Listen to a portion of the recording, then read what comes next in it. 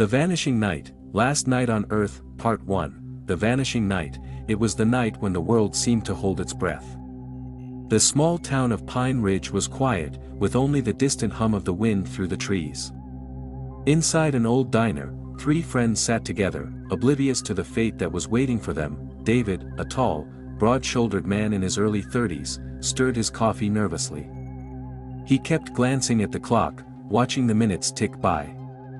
His friends, Ellie and Mark, were engaged in a low conversation, but David's mind was elsewhere. "I don't like it," he muttered. "I don't like the way this night feels." Ellie, who had short black hair and an infectious laugh, smiled at him teasingly. "David, you're overthinking again. It's just a storm. It's not like it's the end of the world." But Mark, the quiet one, had been unusually silent. He was a slender man, his face pale under the diner's fluorescent lights, and his hands fidgeted nervously with the salt shaker. He had been quiet all evening, his eyes darting from the window to the door, as if waiting for something. "What if she's right?" Mark finally spoke, his voice low and serious. "What if it is the end?" David looked at him in confusion. "What do you mean?" Before Mark could respond, the power went out, plunging the diner into darkness. Part 2, The storm begins. The wind outside howled, rattling the windows. For a moment, there was complete silence in the diner. Then, a faint humming sound began to fill the air, rising in pitch until it became an unbearable buzzing. "Did you hear that?" Ellie asked, her voice shaky. David's heart raced. "We should go now." But as they stood to leave, the door to the diner swung open on its own. A figure stood silhouetted in the doorway, barely visible against the storm. The figure stepped forward, and with a bone-chilling voice, spoke, "You shouldn't leave. Not yet." Part 3, The Stranger. The figure was a woman, tall and thin, dressed in a long black coat. Her face was obscured by shadows, but her presence was unsettling. She stepped inside, and the door slammed shut behind her. "I'm sorry, but the road's not safe tonight," she said, her voice almost melodic, but filled with something cold. David moved toward the door, instinctively pushing the others behind him. "Who are you? And what do you mean by not safe?" The woman smiled, a cold, unsettling smile. "The storm isn't natural. It's not just a storm. Something's coming, and if you leave, you won't make it." Part 4, The Warnings. Mark, still shaken, asked, "What do you know? What's coming?" The woman's eyes locked onto Mark's, and for a moment, her expression softened. "I know this town. It's not the first time. The storm's a signal, and when it hits, there's no escape." Ellie shivered. "Escape from what?" The woman's gaze grew distant, as if seeing something far beyond the walls of the diner. "From the end. The Last Night on Earth." Part 5, The Arrival. As the woman spoke, the humming noise grew louder, as if the storm itself was alive, waiting. David's heart raced. He looked out the window, but the swirling black clouds outside were so dense he could barely see beyond the diner's parking lot. "I don't believe in any of this," David muttered. "We need to leave, now."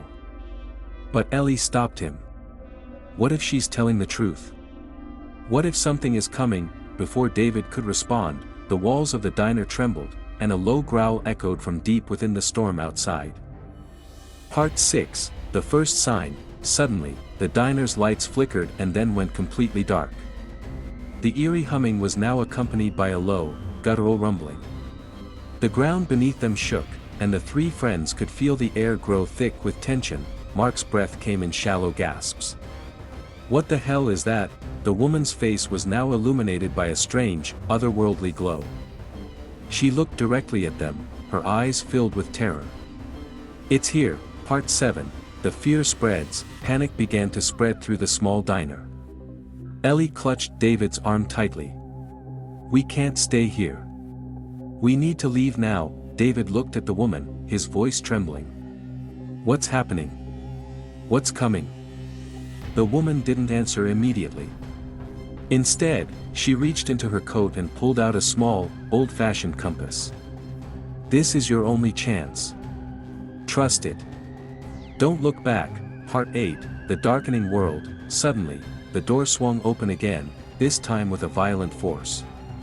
The storm outside was now a terrifying sight, lightning crackled across the sky, and the trees swayed violently, as though something invisible was pulling at them. "We have to go," David said, voice cracking. As they stepped outside, the wind slapped their faces, and the compass in the woman's hand began to spin uncontrollably. "Run," she screamed. Part 9, The Chase. The storm seemed to move with them, chasing them down the darkened streets. The town of Pine Ridge, once so familiar, was now unrecognizable. Buildings had collapsed, and the streets were filled with a strange fog that made it impossible to see more than a few feet ahead. A low, mechanical growl echoed from behind them. They were being followed. Something was coming. Part 10, The Truth Unveiled. The woman finally turned to face them, her face twisted in fear. "This is it. This is the end. The storm is not just a force of nature. It's a warning, a portal. When it closes, it will take everything." David's heart pounded in his chest. "Take everything? What do you mean?" The woman collapsed to her knees. "The end of the world. The storm brings the creatures. They feed on what's left." Part 11, The Final Countdown. A screeching noise filled the air, and the ground beneath them cracked open. From the depths of the earth, shapes began to emerge, dark, twisted beings, their eyes glowing with malevolent light. "Run," the woman screamed. But it was too late. Part 12, The Desperation. The trio sprinted through the streets, but the creatures were closing in fast. Ellie stumbled, and Mark had to grab her arm to keep her from falling. "We're not going to make it," Mark gasped. David looked back. "We can't stop. We have to keep moving." The compass glowed brighter, and the woman's voice echoed in their minds. "Find the center. The heart of the storm." Part 13, The Heart of the Storm. They reached the center of Pine Ridge, the town square. The clock tower stood tall, despite the storm's rage. As they approached it, the storm seemed to intensify, swirling around them with even more force. The woman's compass pointed directly at the tower. "It's there," she whispered. The portal. Part 14, The Last Stand. The creatures closed in, their gaping mouths filled with razor-sharp teeth. David, Ellie, and Mark stood at the base of the tower, their breaths coming in ragged gasps. "We have to do something," Ellie cried, but it was the woman who stepped forward.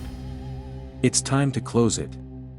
All of you, hold on to each other." With that, she raised her arms, and the ground beneath them trembled.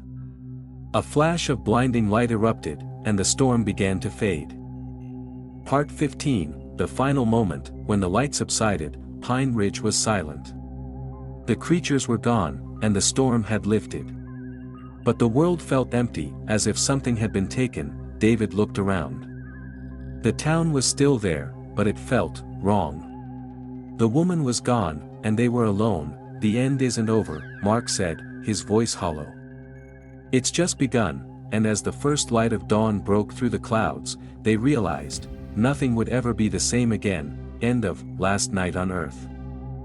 If this story gave you chills, if your heart raced even for a moment, then show some love, hit that like button, share it with someone who dares to sleep alone tonight, and don't forget to subscribe, because we have more nightmares just waiting for you.